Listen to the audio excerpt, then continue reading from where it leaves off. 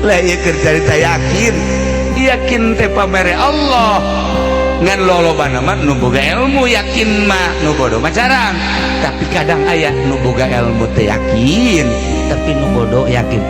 sejarahna ulah kudu jauh-jauh di para wali Allah di zaman kula keur leutik aya jelema pindahan di Tanjung Priuk kemudian bebeja ka Abah menta wiridan sholawat dibere bodoh jelema teh bisa baca Quran urut di Tanjung Priuk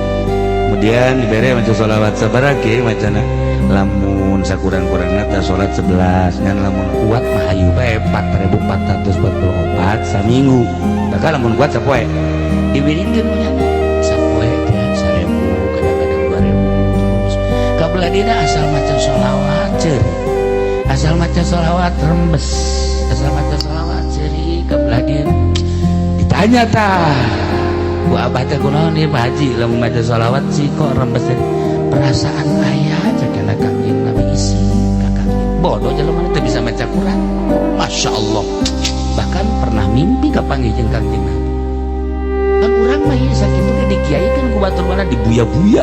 hese de kapanggih mimpi jeung kangjeng Nabi teh jeung kunti anak siapa sok aja ngaku sorangan